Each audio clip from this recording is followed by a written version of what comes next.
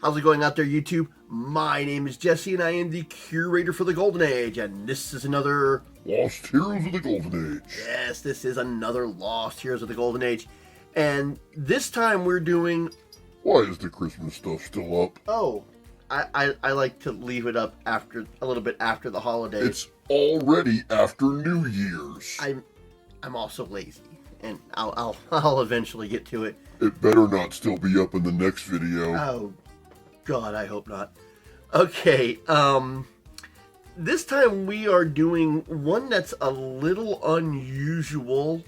I don't think that they quite knew what they wanted to do with this character, because he seems a little inconsistent with his story. I mean, the basic premise of who he is stays the same, but it's like the motivations and stories don't quite follow.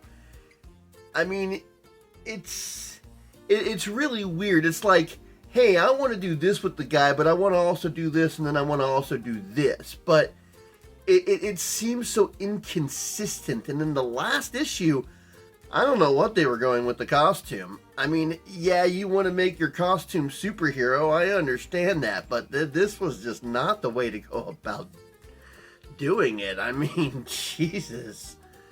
Anyways, we're doing Vapo-Man, and he is a person made of chemicals, but they don't really say how some of the stuff that he does works.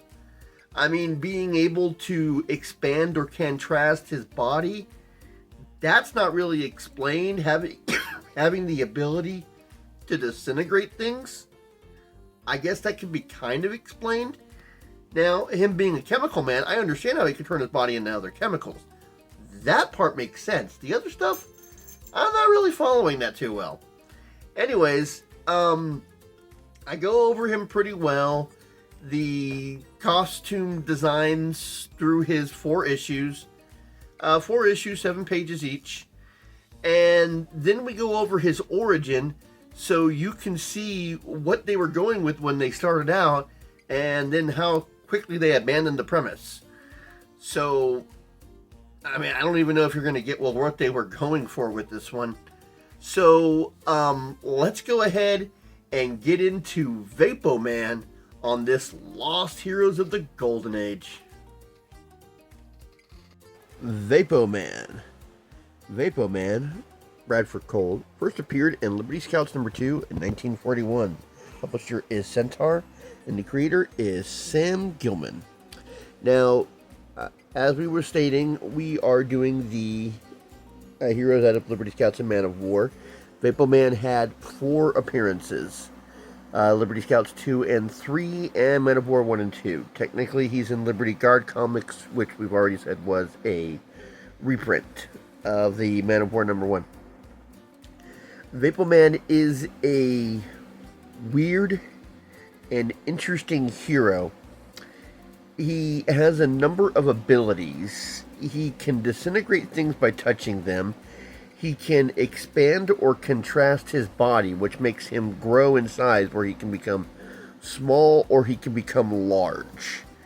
He has the ability to fly, and I think that he has a measure of super speed, because he's actually able to head off a telegram transmission, and he's able to decipher it by intercepting the transmission. Don't quite understand that one. He also has the ability to turn his body into different chemical compounds, and I'm not quite sure why they added this in, but in the last 2 issues he's able to create whirlwinds.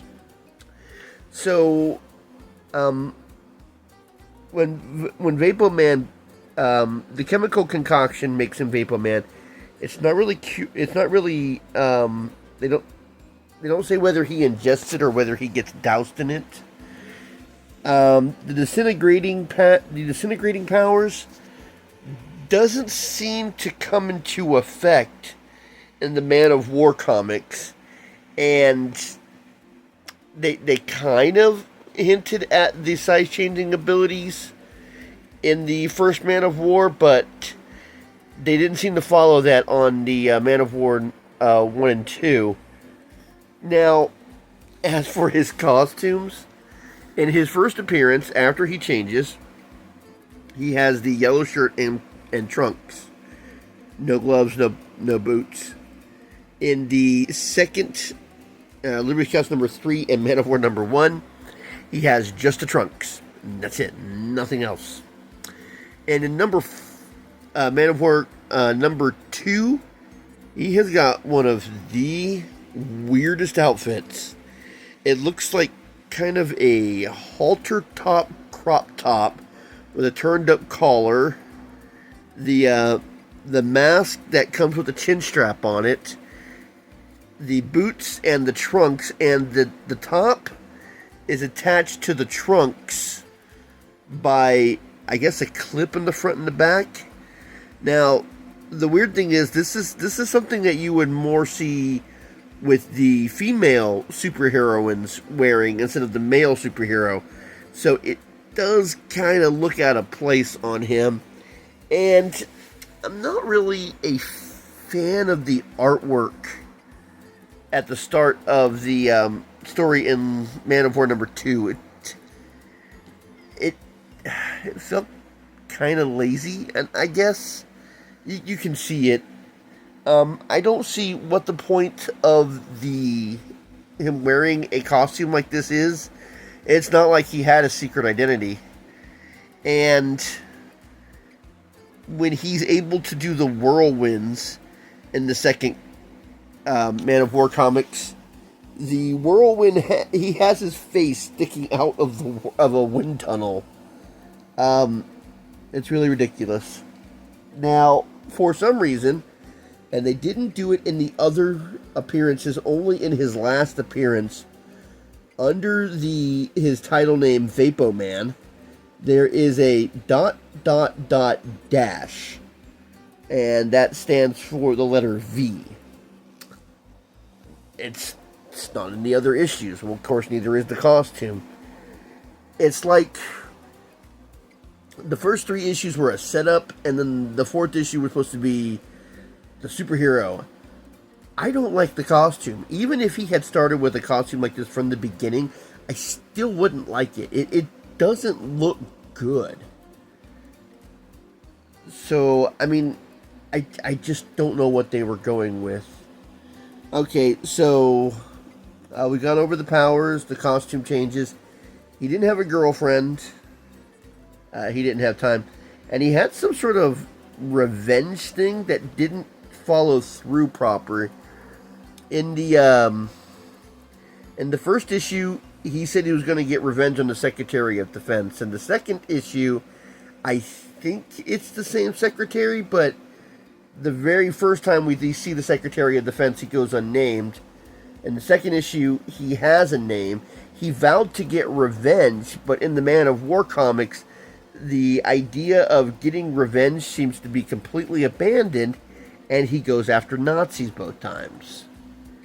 And it seems like in those comics, the second issue, whenever he fly, half of his body was vapor, and that was weird. I've seen a couple of heroes do things like that. It always looks weird. Okay, so that's basically Vapo-Man. The powers aren't very complicated. I mean, he has to have some sort of intelligence to be able to turn into some of the chemical compounds that he does. And I think I mentioned that he disintegrated things, because he did that in the first and second, but I didn't see him do that in his third and fourth appearance. The 4 appearances, they were all 7 pages each. So let's get into the first appearance. Vapo-Man. And you see this splash page here. Here are your test results, or here are the results from the latest test, Dr. Kiner. Good work, son. You'll be a great chemist someday. If only I could. That's what I want more than anything else in the world. Yeah, that doesn't happen. And then we cut away to these two scientists who are making stuff in another part of the lab, in the other part of the lab. Okay, so the scientist hands him a bottle and tells him to combine them after 10 minutes. What's in the solution? You ask too many questions. Just mix it together. I'm pretty sure that if I'm in a lab and I'm mixing things together, I would sure like to know what the chemical is, or at least what it's supposed to be. So, after 10 minutes, he mixes them together, and then there's an explosion. We got away just in time. Yes, the fatherland will be proud of us. So, they're supposed to be... These guys are representation of Nazis. And there's the explosion, and then all of a sudden, he's Vapo-Man. Much to his amazement, Bradford Cole finds himself still alive after the explosion, although slightly dazed. I mean, he doesn't have any indication that he's drinking it, so the only thing that I can guess is after the explosion happened, he got drenched in the formula, but when he's mixing the chemical compound, he's wearing this full-piece suit. You know, suit, tie, jacket. But when the explosion's happening and he's moving around, he's in this, well, I guess you can call it an outfit with the yellow shirt, red belt, and the blue trunks. There's no transition. It doesn't show him dressing up. It doesn't say that he is the test subject and he's getting ready to perform the test. It doesn't even say how the chemicals, whether he drinks it or got dosed in it. It doesn't say anything. There's an explosion. Next thing you know, he's Vapo-Man and in the costume.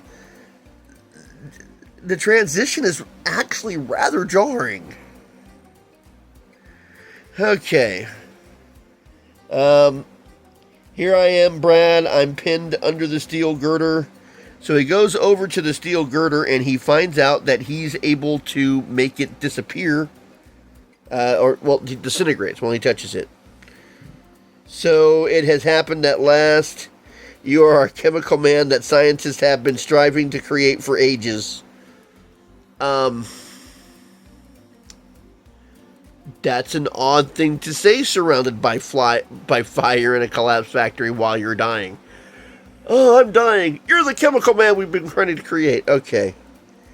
And this is one of the things I love about the Golden Age, is these guys can get out a whole exposition of stuff right before they die. In many, many comic books, I've covered this over and over again. You've got these long explanations before they pass away.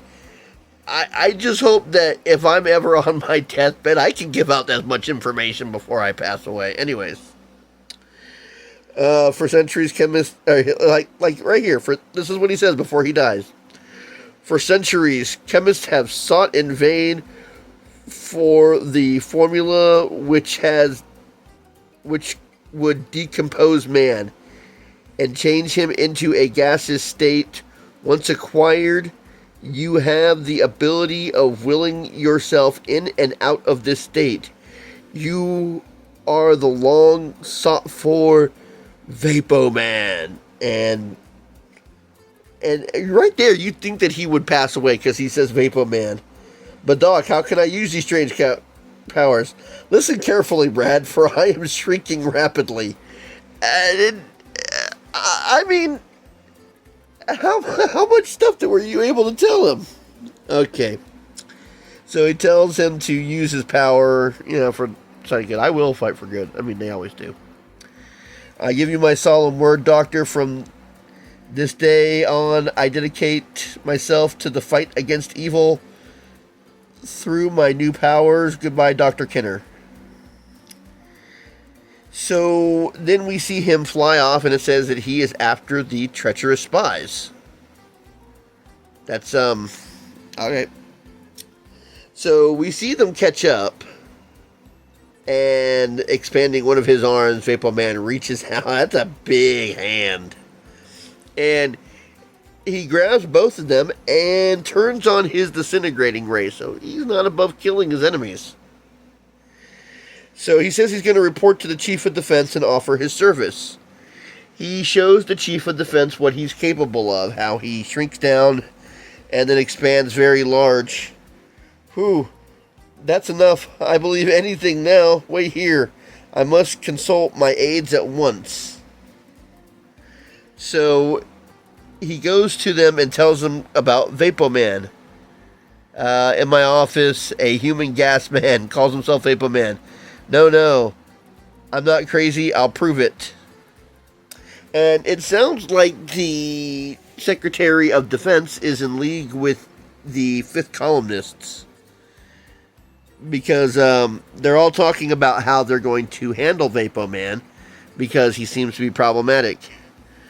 We got to get him inside of an airproof bomb.